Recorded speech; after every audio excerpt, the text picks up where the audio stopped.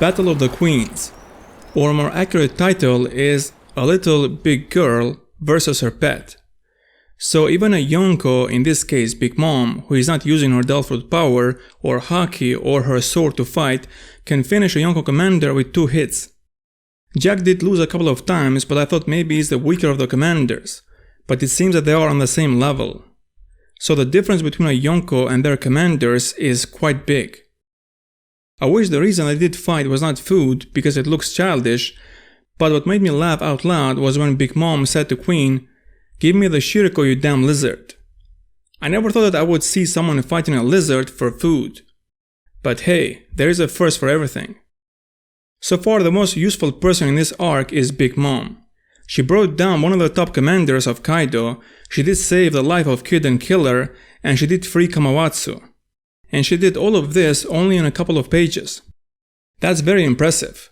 Luffy and the Straw Hats should learn a thing or two from Big Mom. But you know what I find the most interesting thing in this chapter? Oda is still not showing us Kamawatsu. His cell was destroyed, so we could see him in the next chapter.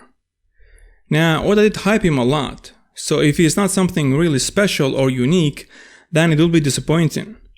Sometimes I wonder about Oda, about his way of writing the story. Does he realize that when you hype a character up like that, then you have to deliver something special? You cannot tease the readers in a couple of chapters about a character and then we see that he is the same as other characters. Because sometimes it seems that Oda is not realizing that he is hyping something up a lot. And then when that is revealed, the readers are disappointed, because their expectations are not met. Or it could be that it is done intentionally, in order to sell the manga. The more hype, the more attention the story will get from people. After defeating Queen, Big Mom goes to take a reward, and she seems very happy, but too bad for her, there is no food left. And then Luffy goes full shonen main character mode, he tells Big Mom that he did eat the food. And then Big Mom is furious, and Wedding Cake 2 starts.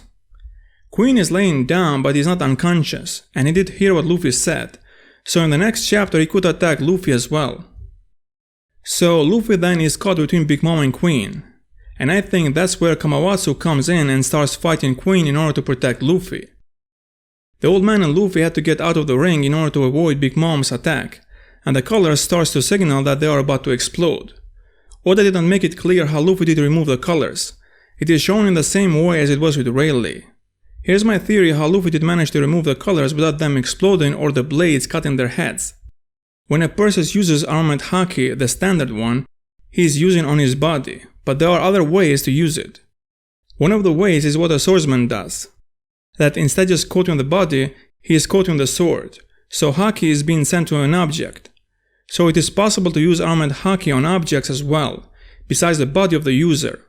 So what I think Luffy did is that first he did use his Haki to coat the color or fuse his Haki with the color, and by doing that, the Haki is blocking the color from exploding or those blades from activating and cutting the head. The Haki is jamming the color from functioning normally. Now did Luffy use solid armored Haki like a swordsman does, or the liquid one? Oda did not make it clear, but I think it is the same process, because in both cases Haki is being sent from the body of the user to something else. And then after Luffy immobilized the colors, he did break the colors with his hands by using armored Haki. But what do you guys think? Do you agree with my theory or not? Let me know in the comments. Thanks for watching.